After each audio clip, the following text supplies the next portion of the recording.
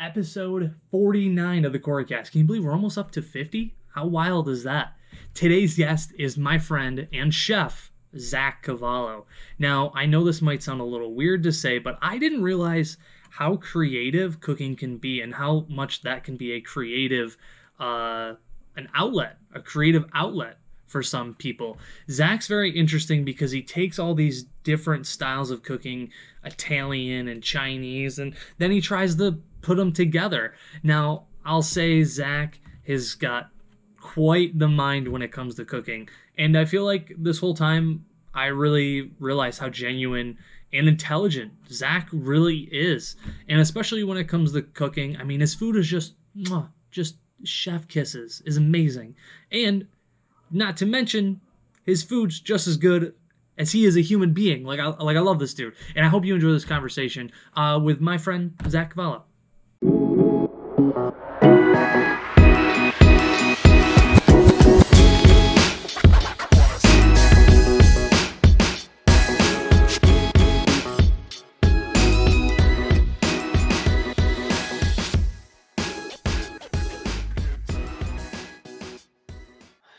Zach, thanks for doing the podcast. I appreciate you, dude.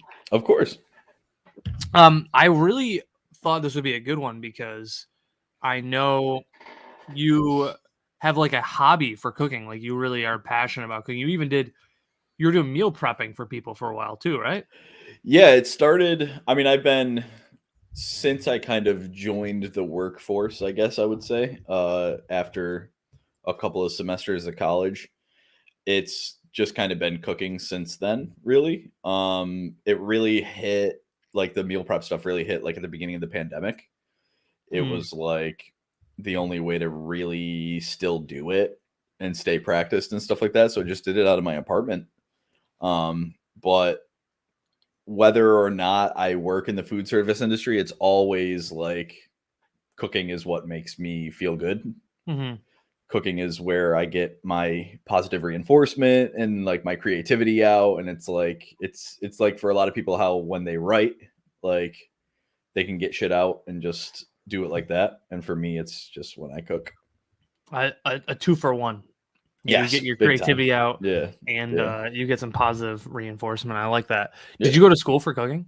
No, you didn't.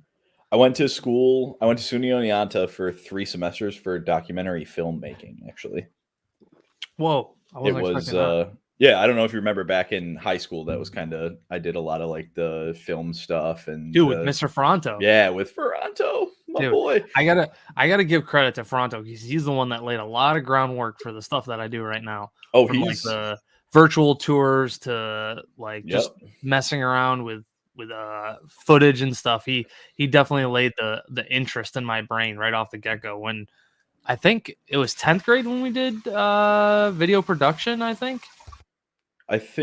well, because you were a year older than me, right? Yeah, in 10th they had video, and then I feel like my senior year is when they did 2 video production. Yep.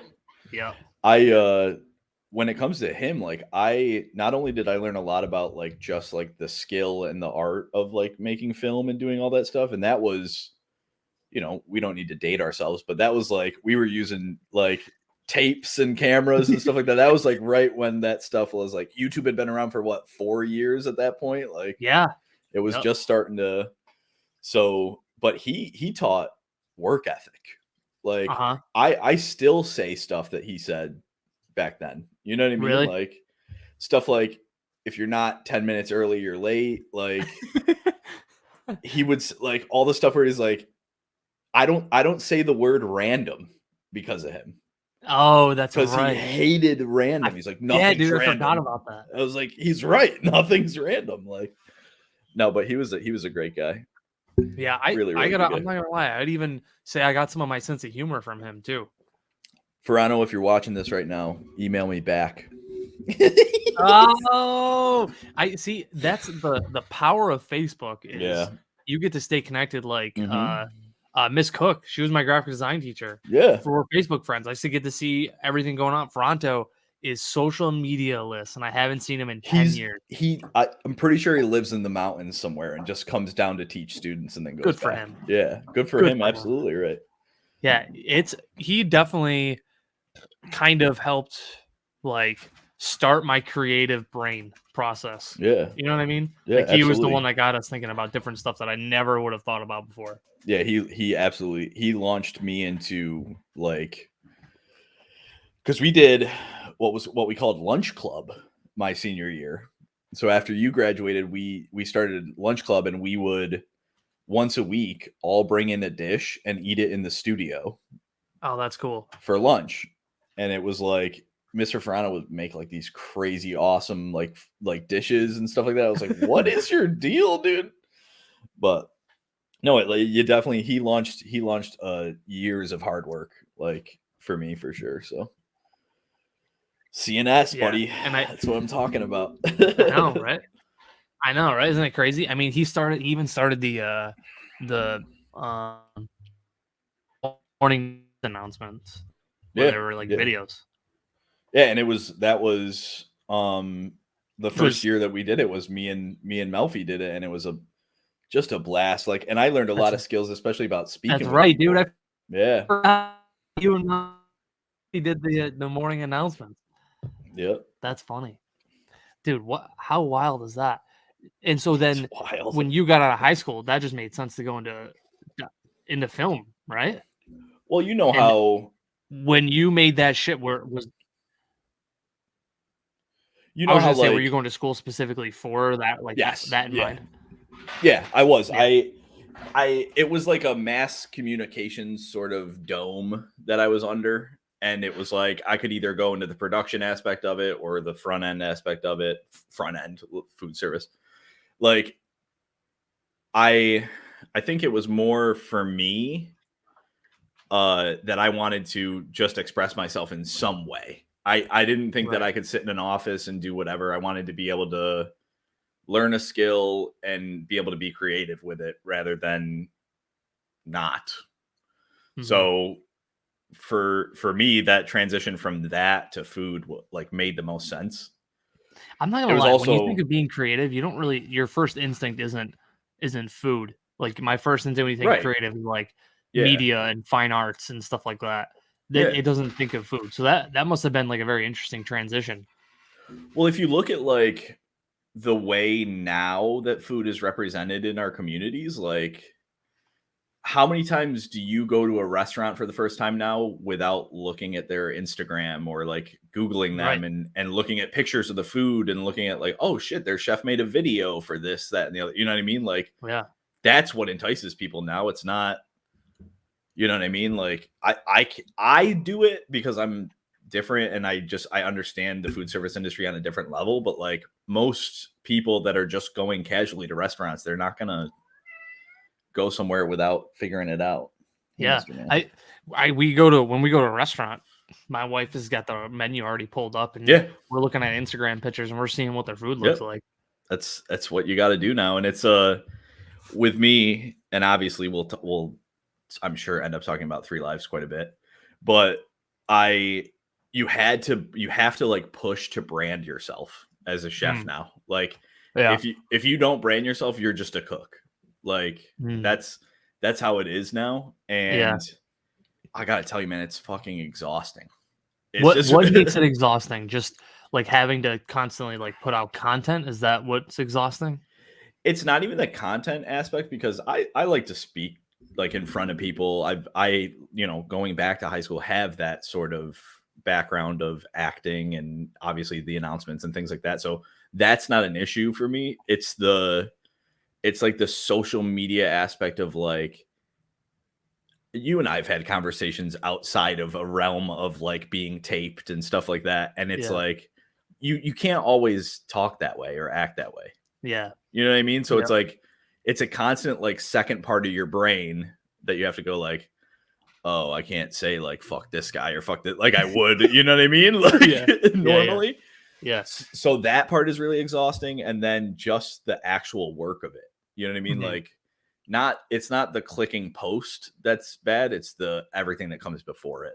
The That's editing, yeah. the writing a script, like, not even maybe even not even a script, just kinda having, like, a formula or some kinda highlight of what you're gonna do or say.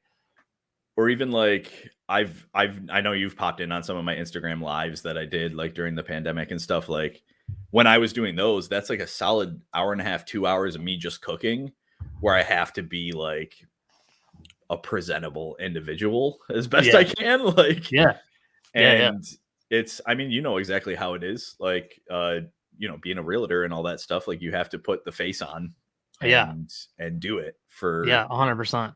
Yeah, and that's So that's a good point because you're saying like you gotta it using your second part of your brain. I don't know if I like the term "put a face on" because it makes it sound like yeah, I'm this person when I do this, and then I'm just the same person. That's part of the reason why I did this podcast because if there's anybody that wanted to work with me, they could literally just Google my name. Here's a YouTube channel. You could watch a video of me talking to somebody, and you could see would we mesh or not. yeah, yeah, You know what I mean? Like literally. that's what I'm more Yep. worried about. I want to make sure that we mesh together. And there's always a public facing identity you have to worry about too, you know? And it's like, and that comes back to the branding yourself. Like, what if you're just branding yourself for you? Like, if I was, Zach Cavallo LLC and was trying to brand myself for whatever bullshit I was doing, like, that's, you can do it and then only you suffers the consequences. But when you represent a business or you represent, you know what I mean, like a firm or whatever it may be, Right. you have to ultimately use that second part to think about them. Mm-hmm. And that's what that second face starts being them. And you Right. can't really completely do you because Right. it's not always, going to make sense for that business, which I commend John at Three Lives so much for letting his employees and letting us at the time really just be who we were. Yeah. Especially not even just like on social media, but like in shift and all that stuff. Like it made so much sense. Right. Right. For us Yeah. to just be ourselves because it was Yeah. such a casual, like young people, like it made sense. I could go out there and like somebody would say like, hey, like I really fucking liked this, blah blah blah. I was like, yeah, I fucking like I just like can like just say like, yeah, I worked really fucking hard and blah blah blah. Like we could Yeah. swear, we could do whatever we wanted to. Because you Like, can't do that at a 5-star restaurant. You have to be like, no, yes, sir. yeah, Yes, thank which you. is I worked very hard on it. Thank you. I the appreciate that. worst. I Yeah. can't. I can't. It's another reason why I left the industry because it's moving towards that. There's no creativity anymore. Like, not even just, I mean, we could talk about the money all day and the bullshit offers that I got after leaving Three Lives and the other place that I went to that we won't talk about because I don't want to get blood in my ears. But so when you got out of college, did you just go straight into restaurant work? Like, how was that transition into a restaurant? I'll paint you the picture, my friend. I love it. I got kicked out of college. I had terrible GPA. I was drinking and doing like all that shit. And I woke up like it was winter break. I woke up to my mom. Like I woke up like hungover at fucking 3:30 in the afternoon. You know what I mean? Like, and my mom threw an envelope on me and was like, go get a fucking job. Yeah. Which is the best thing she could have done. Like literally just shape my life in that one moment. And I went and got a job at Maine's Food and Party Warehouse, right in North Syracuse when it used to be there. Yeah. And my boss there, his name's Peter Greco. He's one of the best chefs I've ever met in my life. Wow. And nobody that says a lot. Yeah. Nobody would know that. He's just this, at the time he was like a 50-something-year-old Italian man who just like loved every kind of cuisine and just threw himself into it. And he owned his own catering business on the side. Wow. And all it took was me just doing one catering gig with him where I worked like 24 hours in 2 days. And like, I made like $2,000 or something. You know what I mean? Like I was just like, I was a 20-year-old kid. Yeah.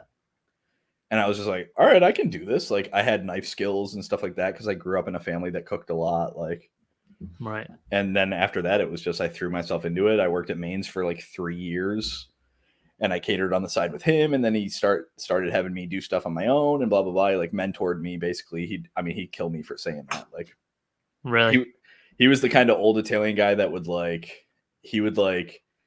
if you got like cross with him or anything like that, he would take you in the cooler and he'd be like, all right, let's do this. And he would like old school box you. What the fuck? It was fucking. I loved it, dude. He's the best, dude, and he was so good at it that he just like hit you and just like stagger you enough where you're just like, okay, all right, Oh I'm God. okay, Okay. yeah. Sure. I'm so I'll go put sorry. it away. I'm sorry. Yeah. But no, he was. I learned the most from him that I did from anybody, really. So he definitely helped me launch into that, and then from there I went to Vince's, and at Vince's it was just Oh shit, you were at Vince's, the import place? yeah, and I'm still, Nice. I'm still good pals with the owner there. We've had our ups and downs again. Another Italian men are so hard to get along with, dude. Like, Yep.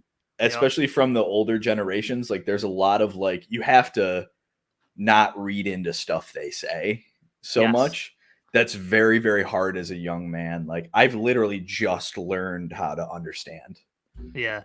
Dude, Like, I only know that you were saying it and I'm like, "Oh yeah, absolutely." yeah. That's my Portuguese grandfather was the same way. Hmm. Like you can't read into shit that he says. It's very just like just can't look into it. You know what I mean? When they say no, dude, they mean no. They literally just mean like you'd be like, I have an idea. Like there's this one time at it's funny because I was just talking to my buddy who used to be the manager there that I worked with for forever.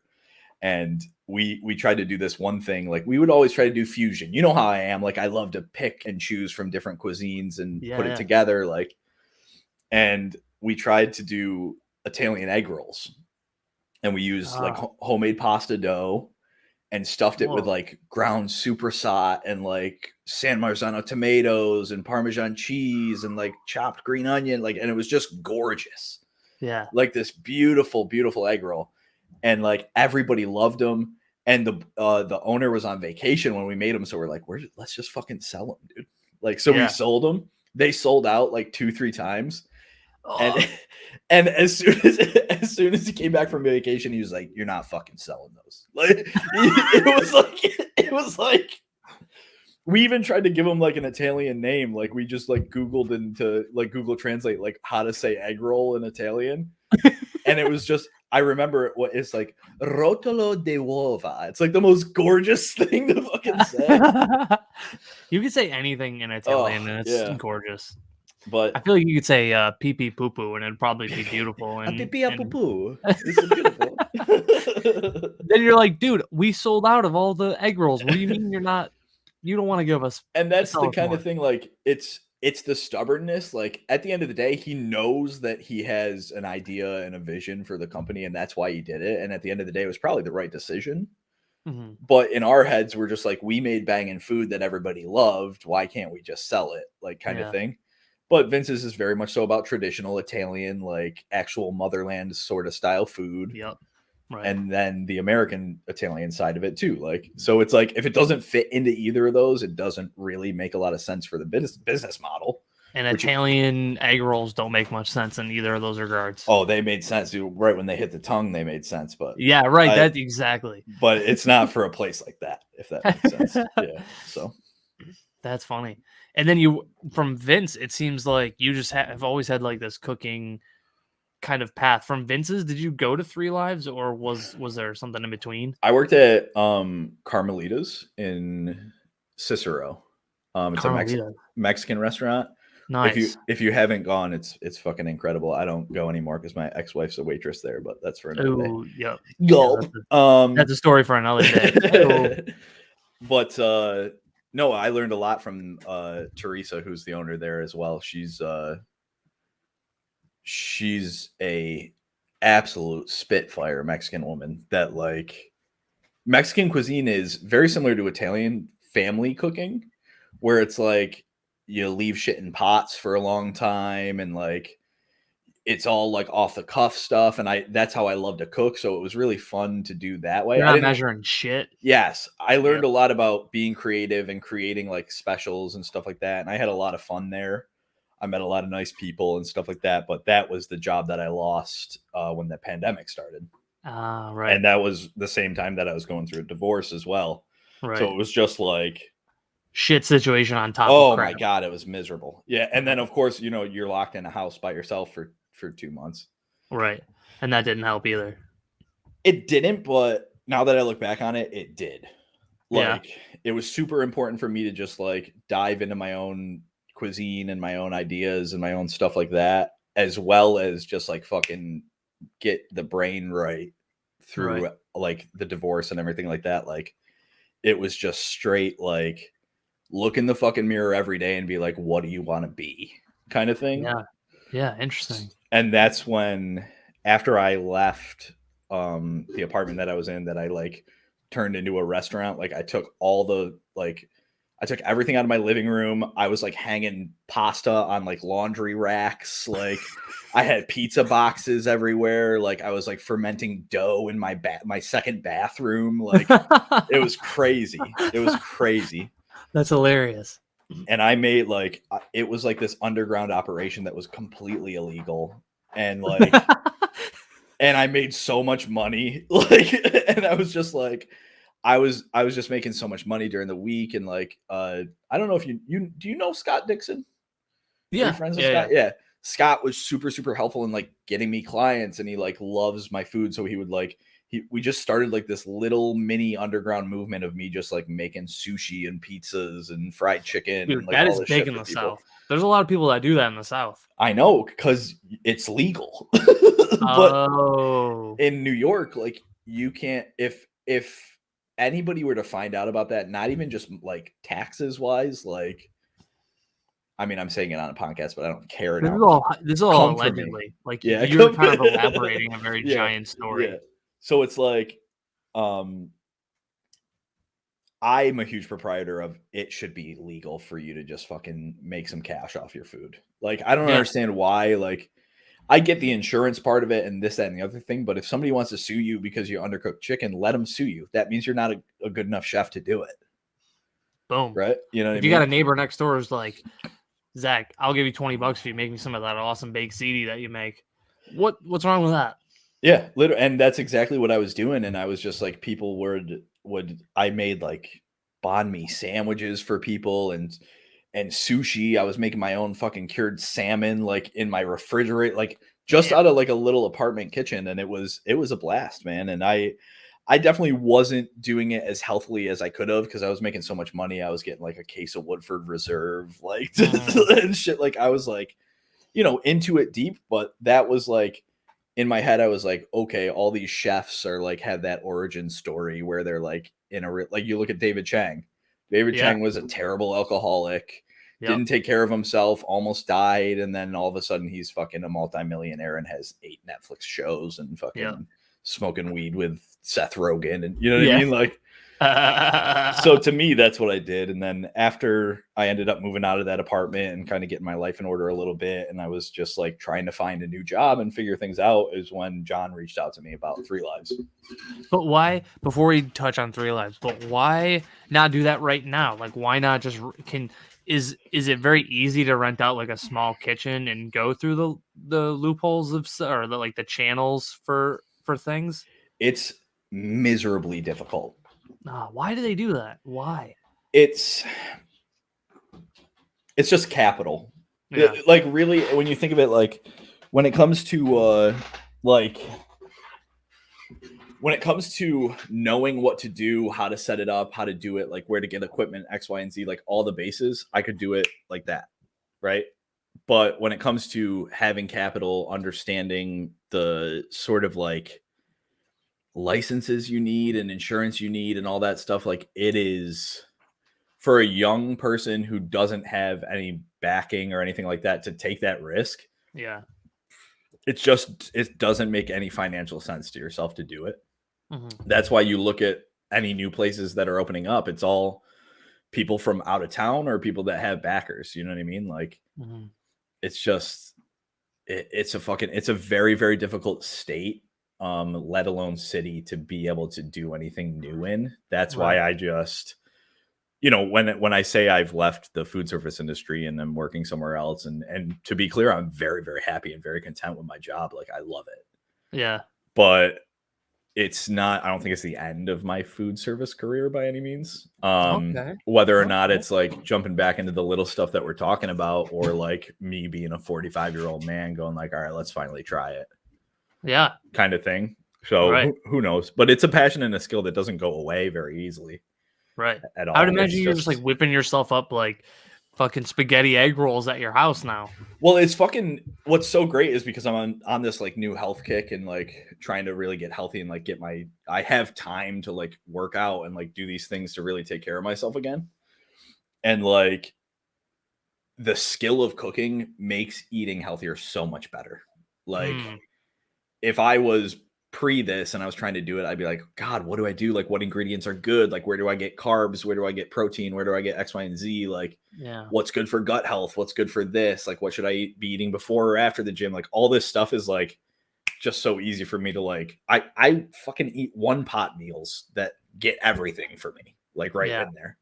So it's easy to do that, and I can still stay creative because I spend a lot of time now like toasting like fennel seeds and like you know what I mean? Like all these Mm, cool like little minuscule things that aren't like adding unhealthy stuff. It's just adding flavor and exploring new things like that right. is the best way for me to stay creative and still keep my skills like in order in case I ever want to jump back in to it. Yeah, it's dude, it's cool because it seems like correct me if I'm wrong. When people usually getting into cooking, is it usually like they stick to Italian food, they stick to Mexican food, right? Is that or is that just me being kind of like prejudiced?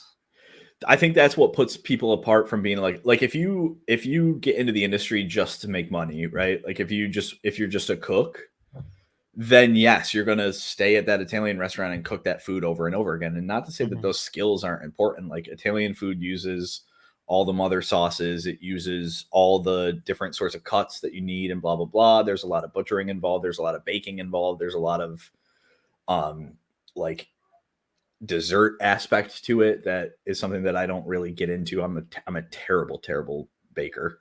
Yeah, Um, but it's it's it's what cool because sets you like dabble in both though. Like yeah. you have like this interesting like it's almost like this trifecta of like all these different backgrounds that you mesh together. Well, I think what really got me into food was Japanese cuisine. So like Interesting.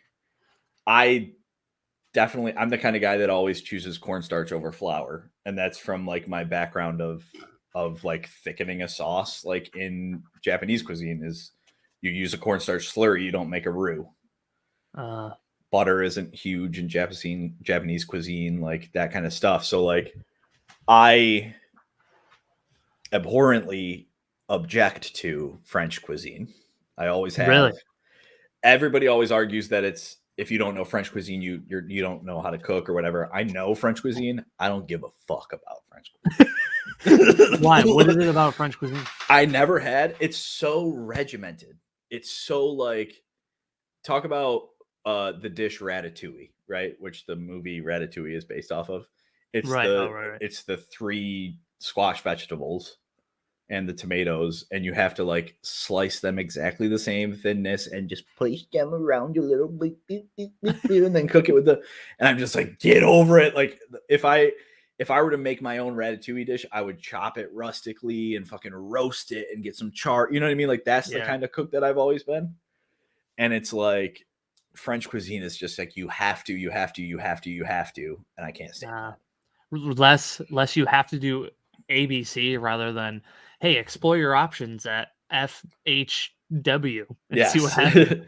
It's like taking what's so great about cuisine is taking and making your own cuisine. And like I've the most proud like moments that I've had in my life are because people have tried something new that I've made without knowing that I made it and say, this tastes like Zach made it. You Interesting. know what I Okay. mean? Yeah. Because I don't give a shit if it's good or not. They just go, this is a Zach thing. Right. Like, oh, this is like because it has my signature like flavors and ideas and like having your own sort of cuisine is just that's the most beautiful thing you can really do. Because it's kind of like a signature. Yeah. That's Like, that's pretty baller. I mean, it's when Mike and I would go to Three Lives and I would eat something, for sure, obviously Zach made it, right? Because we yeah. knew you were behind the grill. But I know what you mean. It almost has like like there's a there's a certain quality, there's a certain thing about it that makes it There's Zach. always something pickled. There's always something like there's always something sweet and salty. There's Yep. always like a meat or vegetable that's like got this deep braised sort of there's all these little things that come together that I've learned from each place that I do. You know what I mean? Like Italian cuisine, there's a lot of pickling, a lot of salting, a lot of preserving and stuff like that. So I get that sort of funky flavor from there. Then Right. Japanese cuisine, there's a lot of that like umami sort of like fermenty, like weird kind of like flavors that come from like miso paste and like gochujang in Korean cuisine and like all these different things.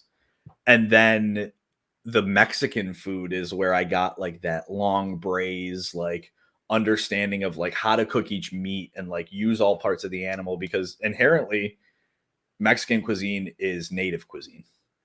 Mm-hmm. So it's like it's very, very similar to I don't know if you've ever had any sort of native food, like North American native food, but No. it's all like these beautiful game meats and like these really rustic sort of like breads and like taco like style things.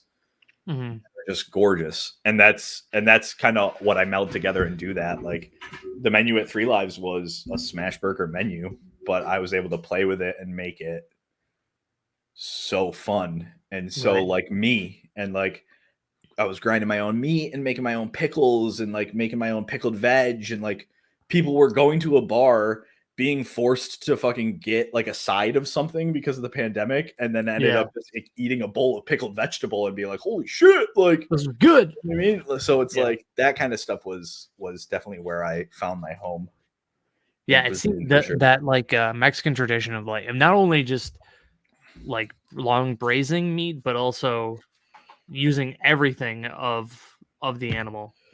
And also open flame like Yeah. that I think that's one of the least used things around here especially. I mean, there's a couple of places that do a lot of stuff. There's Eden, which has a whole open flame kitchen. What is it But called? it's called Eden. Uh, They're whatever. There's like most food service places, there's a lot of extracurriculars in the background that might not be so savory that that are spoken about, but right. it's there's something that Flame does. Like have you ever had baba ganoush before? No. It's an eggplant dip. It's a Middle Eastern eggplant dip, and Oh. it's I made it for my wedding because I catered my own wedding. What? Yeah, That's that's amazing. yeah. Uh, That's I mean, amazing. when you've catered for years and you know exactly how much money it costs to make the food and how much you charge for that, like Right. I just couldn't in my head be like, I'm gonna give this guy what I would make if I did my own thing instead of Yeah. spending a tenth of that to fucking Yeah. just do Yeah. my own thing. The So, markup's crazy. so baba ganoush is like a fire roasted eggplant. So you just roast it skin on and everything like that until it blisters and starts to pop and becomes whatever, and then you put it into a container and steam it, peel it, mash it, add tahini paste, which is like one of the main ingredients of hummus. It's that sesame paste. Mm-hmm. Yeah, That I've seen that before. yeah, tahini, roasted garlic, all this stuff, and it's just this beautiful, like smoky, charred, like eggplant flavor to it, with like Cool. the smoothness of the tahini and like the roasted garlic and a beautiful olive oil, and you just like you put it in the bowl and then you float olive oil on top of it, and it's just it's so fucking good. But it's like that is the quintessential like reason why open flame should be used because it imparts a new flavor into anything that you do. So Yeah. No, 100. Yeah, that's exactly. I keep going back to my grandma, but she's born in Portugal, came over here when she's like in her.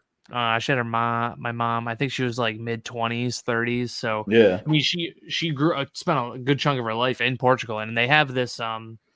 There's this dish that my grandmother loves to cook fish in. That it's like essentially a clay pot that has the edges are probably like 5 inches raised, and then there's clay bars that go from side to side, and the idea is you put the alcohol in, you light it, and then you put the fish on top, so the fish is just cooking over Ooh, alcohol flame. yeah. So Wow. that's grandma's jam, and then she's gonna kill me that I don't know, I can't remember the life of me what that pan is called, but she's always using open flame, if grandma's putting a green pepper in something, instead of cooking it in a pan, she just turns her burner on and puts the bell pepper directly on the grill Yeah. and just will flip it that way. That's That's what grandma's cooking right there. my grandmother used to do that, because she would make, like, marinated roasted red peppers, Mm. and Yep. we would just, like, use them as a condiment, basically, like, they'd go on Mm. anything, and she would Oh, roast, like, a bunch of them and then put them in, like, a doubled up, like, Wegmans plastic bag and tie them and man. then put them on the outside of the doorknob outside and just leave them out there. I love that. And then later when she would bring them in and they'd just be like the perfect tenderness and like the skin would peel so easily, like, and they were so fucking good, dude. I Oh, dream about them all the time. They're so God good. damn. The only problem with this podcast is I feel like I should have eaten dinner beforehand. Yes. But we were anyway. The menu at Three Lives, like that was created originally 100% by you, right? And I remember us talking that the focus was it was like two things. It was flavor number one, right? And then number Mhm. two was like ease of like assembling the dishes. Like you had like a very certain way you would set up your cook station, I think is the word. So I with the budget in mind and the percentages that we wanted in mind and stuff like that, and obviously I won't, talk about that money aspect of it, but Oh yeah, like for sure. the the easiest way to do it is to utilize the original menu that was brought to me that a chef had made that was originally going to do it, for John, because to open a restaurant you have to have everything first. Huh. So somebody just made a mock menu, and it was every dish had something different. It had four different toppings that you had to prep for every fucking thing, Uh and that didn't make any sense. So like the things like the pickled vegetables or the coleslaw or the X, Y, and Z, like you want to have 3 to 4 signature things that people are going to come back for each time. So that's what I tried to focus on was like the pickled vegetables are homemade pickles. The fact that the meat was ground, the fat content to the meat, like things like that. Like I wanted it to be like a micro pub without the like pretentious aspect of it. So hmm, like it was a chef's menu first and then a bar menu right. in that way. And I don't know if you remember back in the beginning, I started with this, like I was making my own sausage sandwiches and stuff like Yeah. that. And Yep. that was just fucking it was a lot. Yeah. I definitely overdid it for the workload that I had. Yeah. Because it was just me for a while. Oh And yeah, just you. Well, you guys also like credit to John opening a business in the middle of a pandemic, which like a good part of his business was revolving like, hey, we have vintage video games you can come in and play, and then they couldn't even do that. it was a long road. It was a long road for all of us. Like Yeah. obviously with me I'm not there anymore, but Josh is one of my best friends. And we play D&D together. We could talk about D&D all fucking day Fuck yeah, dude. here. But Josh is my kind of people, dude. Josh is my yes. kind of people. Oh, and just he's been DMing for us for a long time. We're doing the Dungeons in a Box campaign. Okay, Dungeons in a Box. It's like a monthly subscription where you get sent Oh, the next chapter of the campaign and then a whoa, bunch of minis and maps and shit like that. that's cool, dude. And it's a year long. Nice. Each season they call it is a year long, and That's cool. we started last February, so we're kind of closing in. But he's exhausted for being a DM, so I'm gonna take a soiree into DMing I think soon. But First time? yes, Nice. Dude, yes, it's we could do a intimidating. whole we could do a whole podcast on that fucking Oh, thing. absolutely, we It's could. definitely intimidating, man, but it's like you have played D&D so long. You got a good Yeah. sense of the rules, one. That's the biggest one. And two, dude, you're very creative. I feel like you would have no problem like coming up with different things, or like if a roadblock happens and you have to figure out how do they come up, like you're the performer. I feel like that like a DM is like perfect for you, Oh perfect for yeah. like Mike Malfi in the same way, because Yep. Mike Malfi is like a performer essentially. Like that's where the DMs I think thrive even more as than players, is when you have that kind of background. I also love like the accent aspect of it. Like anytime I watch like any campaigns online, like Critical Role, or I'm a big Dimension 20 fan. Dude, I love Brandon Lee Mulligan. Oh my god, God, I love him. he's a genius. Yeah, he's so The good. man is unreal. Like, Yeah. and with him, what I like a little bit more so than Matt Mercer, because Matt Mercer is first and foremost a voice actor, is incredible. Yeah. Probably one of the best voice actors I've ever heard. Yeah. But Brendan Lee Mulligan is such a good improv artist. Like the improv is insane that he's able to do the stuff that just comes off his dome that feels like it's a monologue that was written by like Neil Simon. You know what I mean? Like it's just insane. That's the hardest thing that I have is Yeah. the improvisation. That's the hardest part because you think you like know your character down like a book, and then you find out like here's a very quick example. I'll try to run through this as quick as I can. I'm playing a paladin in the Yeah. campaign with Mike and I. Paladins are always like holy just, it's the right thing. Yep. He finally met the guy who admitted to killing his mom, and he was going to give him the location if he said, if you let me free, I'll give you the location of your mom. She's been imprisoned for 20 years or whatever, right? And he goes, fine, I won't do it. And then he tells him the location, and I'm thinking in my head, I'm like, no, this dude fucking like tortured my mom. Like, why would he not want like that guy's life to end because he cared about his mom? So like in that moment, like I always have the hardest time. Like that's part of D&D is like getting in the mind of another character. That's the hardest part about it. Yep. But you, dude, you can improv like nobody else, dude. You can fucking act out a scene, no problem. The first character that I made that I'm still playing right now, it was the first time I'd ever played D&D, and I love the character to death, but it's me. Yep. That's what everybody do when people first start playing. They're like, I'm just gonna play myself as a character. It's an exaggerated version of me. His name's fucking Zeke. Like it's like at least he's a bard. Like it's just like he cooks. Like he was a butcher and his parents died and blah blah. Like there's this whole like a relatively small background to it. He's a chef. He cooked at the Three Lives Inn. He was, the first barcade ever to the first barcade in the Forgotten Realms. Yeah. But it was like, and then I ended up doing a campaign with some of my coworkers. We did like a quick one-off, and I built a character for that. That was like finally me being like, I understand this game. Let me make something that's different from me. Like that pushes you outside of that box to think about it.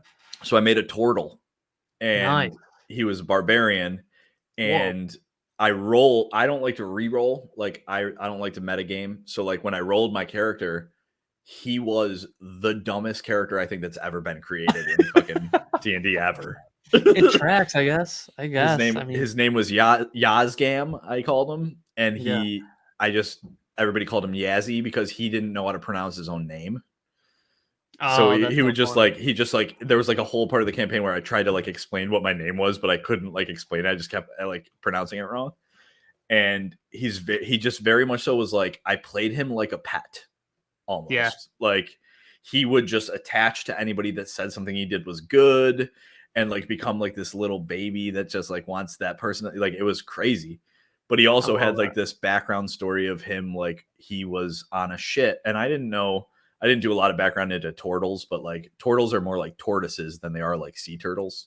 But it was a nautical campaign that we were playing, so I spoke with the DM and like and I think that like the whatever you call it, like ground zero conversation with Dungeons and Dragons is such an important thing to have. Yep, session zero, dude. Like the biggest thing too, because that what sets the tone for the rest of the campaign, and also it kind of puts everybody on the same foothold, so people aren't like all over the place. And it was just like we ended up making it so like he worked on a ship and he would like be underneath the water, like getting barnacles off the ship and all this stuff, and like he was just like basically did the grunt work on the ship. And one day he was under the ship and his ship got attacked and he was so dumb that he just didn't come up. And he comes up and his whole crew's dead and like the place has been pillaged and stuff like that. And like he's just trying to like figure out what to do. And basically when I was introduced to the party that we had, I just imprinted on them and became like part of their crew. You're just like a dog. It was Yeah. like you guys gave me a barnacle. You Yeah. guys gave me a barnacle. And I would just like anytime I would go into a rage, I would just brutalize like any creature and just like was biting heads off of like guys that we were like like it was fun. And I think someday I'll bring that character back because it was just a one off, but like I really enjoyed that aspect of it and like Yeah. diving into new characters and being able to play them. So I think as a DM, because you meet so many characters, Yep. it's gonna be so fun to be able to just do like accents on the fly and like Bro, stuff and like that's that. why I feel like I think you would thrive as a DM. Yes, it might Yeah. be like the saying, like, how do you eat an elephant one bite at a time? Yeah. Like, you already know the rules, right? That's Yep. bite one. Bite two, you've played a couple different characters, right? So bite two, right? And then Right. you're on to the next one, and you're like, I feel like you would really thrive as a DM. I think you Yeah. have that creative part of your head. Yeah. Be But, I careful mean, saying plus that you you could, eat like elephants, dude. You're gonna get canceled. Yeah. Seriously, dude. Man, we just went on a Dungeons and Dragons tangent. What were we talking about before? Oh, the 3 lives menu, right? When you would Yes, put yeah. that together and everything? It was you know, it was I loved it. Like I said, I still love those guys. There's a decent amount of contention like in food service, it's such a stressful environment that it's very very difficult not to hate people you work with.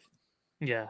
Because they've been through the trenches with you. Yeah, and especially people like with John, like owning a place and opening a place during that, like it's hit the stress that he's going through probably still is astronomical. Yeah. And it was, you know, obviously it's not everybody knows it's not the way that things ended wasn't the fucking greatest way for things to end, you know what I mean? But there came a point where it had to be like a decision that we all made together for me to be like, yo, bro, it just doesn't make sense for you to try to pay me anymore. Like Right. Right. And dude, I mean, Jesus Christ, I can't I've talked to John about this. Like, I can't give that dude enough credit for having a business supposed to open that the day shutdown happens. Or what was it? It was like 2 days after shutdown happened or something weird like that. it Or like the was same exact time frame. yeah, he was looking to open like at the end of that winter. So Yep. like January to February. And Mhm. obviously that was like, oh fuck.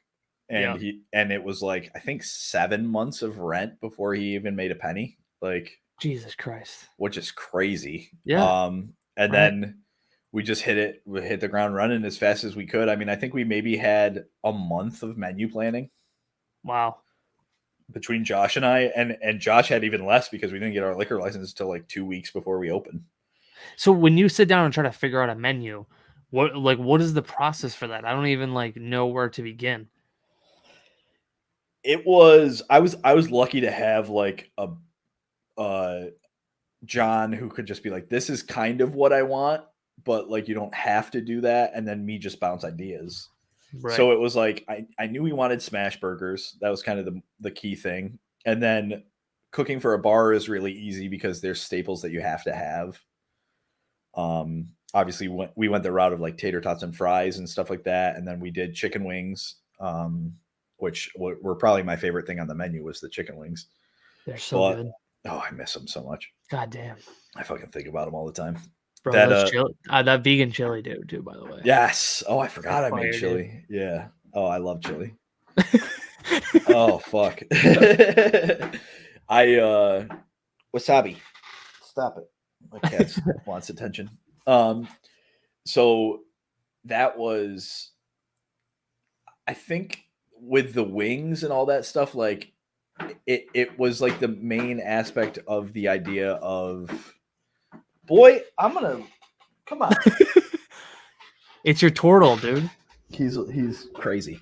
I think like the wings best described like the idea that I was going for more than even the smash burgers, because smash burgers it's a burger, you put toppings on it, like you can be as creative as you want, but with wings it's like people are like buffalo this, that, and the other thing, and I said immediately I was like, I don't want buffalo wings. Yeah, like that's not what I want. Predictable. Yeah, so I did the sweet chili hoisin and stuff. Wasabi, get out of there. I did the sweet chili hoisin, and that was like my take on barbecue sauce, basically.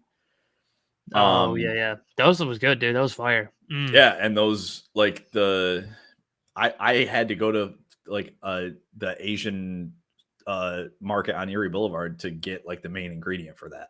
and Really? there's no English on it. I don't even know what it was. Like I Yeah. just like it was the Eh, same thing, and I was like, whatever. okay, can you? I was like, you guys gonna have this every time I come here? And they're like, oh, like they didn't know what I was just like, please, like, can I have a case of this? And they're like, yeah, I They're guess, like, like, nobody's ordered that in yeah. 4 years. We don't So know I what to had to do. use it sparingly, but it was like I think it was like it's like a fermented chili bean oil. Okay. So it's like, Huh. do you know what adzuki is? Like adzuki jelly, which is like a bean jelly. It's like a No. Japanese bean jelly. What It the? was like Making that jelly out of kind. beans? Yeah. It's like fermented beans that you like add sugar to and salt, and like they become like this paste that's like Oh, spreadable. damn.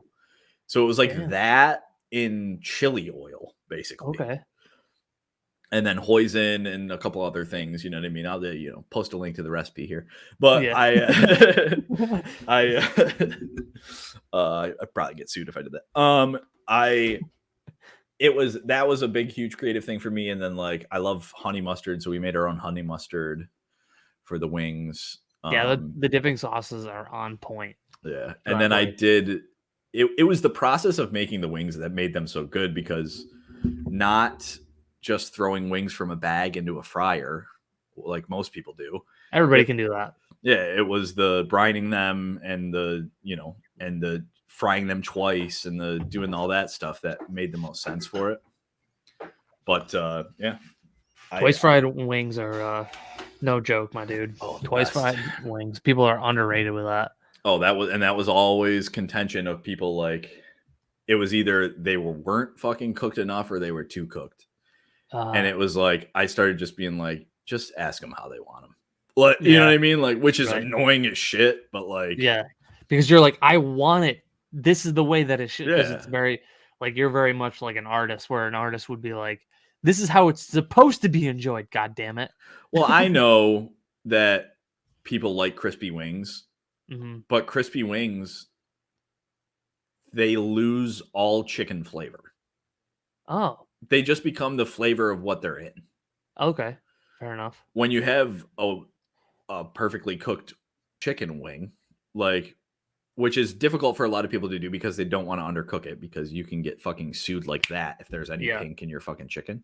right. And it's I like a I used to do I did a couple of pop-up events when I was at Carmelita's, where we would do single fried, and then we would put them in a crock pot in like Hmm. the owner's homemade fucking enchilada sauce with Oh, like damn. chilies and like all this shit in there and tomatillos and blah blah blah, and just braise them for like a day. Huh. And you would take the wing out and they would just come on the plate like that, and it would just fall off the bone. Like you would just Just pick the melt. bone out of it and eat it. Yeah. And I Wow. think that was one of the better wings I've made. Right. But people, when it was on the menu as chicken wings, people were like, "These aren't fucking chicken wings." And it's just like, shut up and put it in your mouth. Just eat You it know and what I mean? enjoy Like it. that kind of thing. So there are some things that you can't fuck with. So Mm. you end up having to step back a little bit on some of your creativity and your arrogance, which That most was good. chefs are I arrogant. don't know, dude. It's not arrogance, bro. That's you doing your job and being like creative and like we'll say creative 12 more times today. But really that's like what it is. You're like that's your canvas, right? The food is your canvas. Like that's where you kind of explore and dabble with stuff. But sadly, you have to paint the cabinet canvas green for money. So like Yeah, right. it's Exactly. that's the line, that's the thin line of and this is something that I learned heavily from Vince's, from getting yelled at by an Italian man who goes, "I don't give a fuck about your cuisine and this bullshit, blah blah. I'm just trying to make money." Like that kind of thing Yeah. is like a super important lesson that I now have, that I'm grateful for, because Right. you do. Like if my menu and percentages and stuff like that weren't good, we wouldn't have been able to make it through what we did. Like, Right. because bars aren't supposed to be, they're not supposed to rely on food. Yeah, right. Like, and they ended up having to, and I was grateful to do it, and it fucking burnt me out, obviously. Yeah. But it's just, that's not how it's supposed to be, because bars make so much money off alcohol. The Right. food's just supposed to be what put people in the seats to drink and keep them Yeah, yeah. alive so they can drive home. Right. Like, Yeah, right, for sure. And do you like experiment a lot at home with stuff? Like when you're cooking, you're like, I wonder how this would taste. yeah, I think the best way to make good food is to fuck up. Like, Yeah. and I've always been the kind of person. That's why I'm happy to be cooking like just for myself Hmm. because I'll eat Less it. pressure.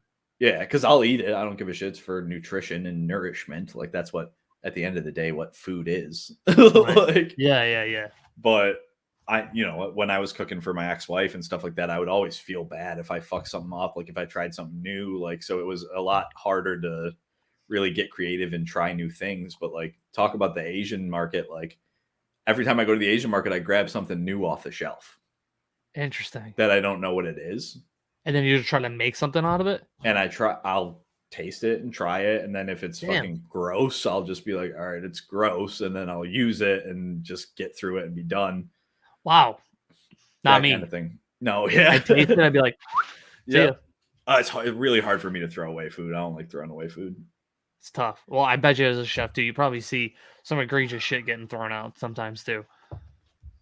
I mean, one of the great things about Vince's was any extra food always went to donations, Oh, thank God. which I think is really, really important for a lot of people to do. But also, like, if you can't do that, at least try to compost or fucking something like. Right. Right. Or I always try to make like my own broths out of scraps to just at least get one use out of them, and always boil your bones after they're done, like stuff like that, like just to try to get everything out of it you can.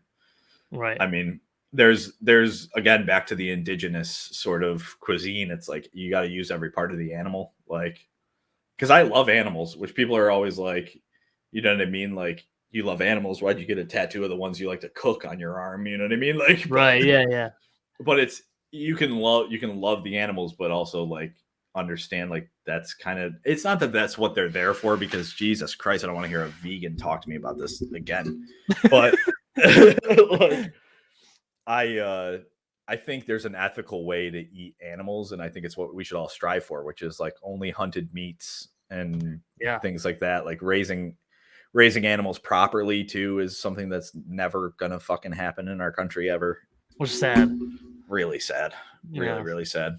for sure. But But I'm again, not gonna lie, Zach, though, if I had a farm and I had a bunch of chickens, I would have a really hard time cutting off the head of Miss Cluck yeah, and trying to make a stew out of her. I would have a hard time with that. I'm not gonna lie. it's I mean I agree.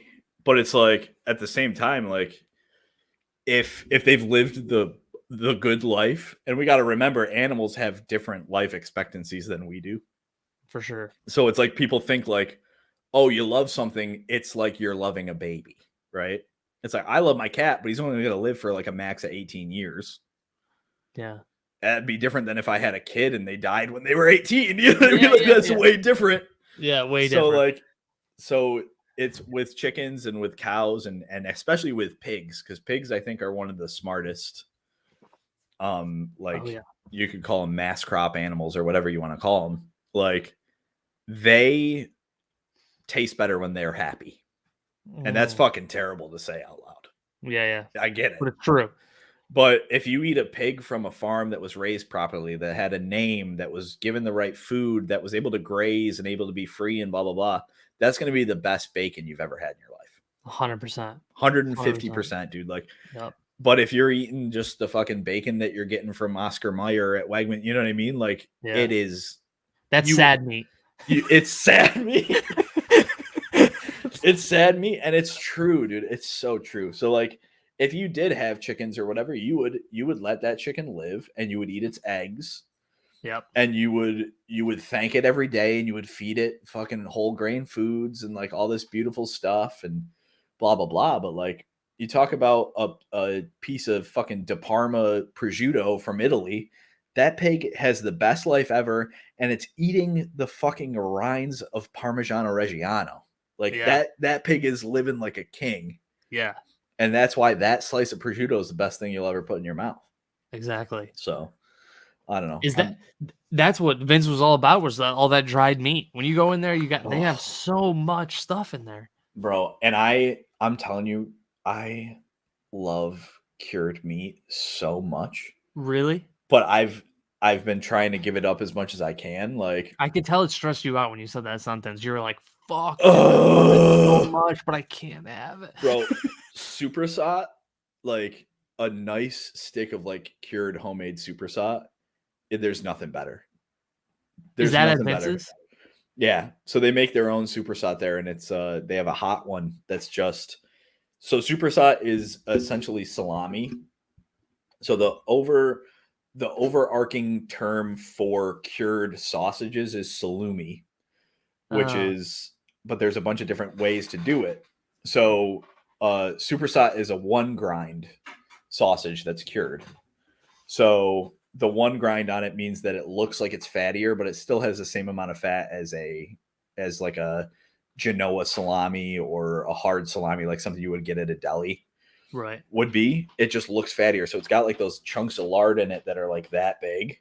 Yeah. And it's just this beautiful, like sliced. And as soon as you slice it and it hits like the warm air out of the cooler, it starts to sweat like some oils from the fat. And like there's peppercorns in it and like chili in it. And it's just like you just eat it and it just melts away in your mouth, and just the flavor from the fat and the and you eat 3 slices of it and you fucking start to have heart palpitations. but it's so good. Like, dude, well, so I think I need to go eat something now. I feel Absolutely. like that's a solid way to end this thing. Dude, hell yeah, man. This was cool. This was a lot of fun doing this. This was I feel a blast. Like I didn't realize, I gotta say, I did not realize, well, I guess I kind of did, because I love the Ugly Delicious, right? Like that's one of my favorite cooking shows, one of my top. And when I talk to somebody like you who's passionate about cooking, I realize that it really is an art form. It's much more than throwing grilled cheese on the pan and then microwaving tomato soup. You know what I mean? But there's still importance in the simple stuff. Like 100%. That's why I always try to remind people that say like, "Oh, I can't do what you do," and blah blah blah. It's like you can do what you do in the way that you do it.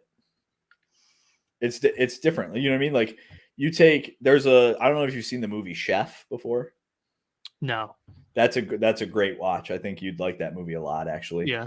It's a Jean Favreau movie, and he plays a chef. And there's a scene where he makes grilled cheese for his kid in like this beautiful kitchen that he has in his apartment. And it's like just a simple grilled cheese sandwich, but it's like filmed like it looks like he's fucking. You know, it's like it's just this gorgeous, like, oh, it's gorgeous. And that's definitely like that helped me understand like the simplicity of like just something simple with a simple technique like that. So don't be down on yourself for making grilled cheese, dude. Don't be down on yourself. Zach, thanks for doing this, dude. I appreciate your time, bro. Yeah, man. I appreciate it. We'll have to do it again soon, and we'll have to do a little campaign maybe with me, you, and some of the guys. I bet you right now, I only get like 3 views on my podcast. It's like my mom, my dad, and then Mike. Okay. So Mike listens to this right now, and he just went like a full 10 hut. Yeah, I'll probably get a text from him soon, I'm sure. Yeah. All right, brother. Thanks, Zach. I appreciate you. Yeah, dude. Be good, man.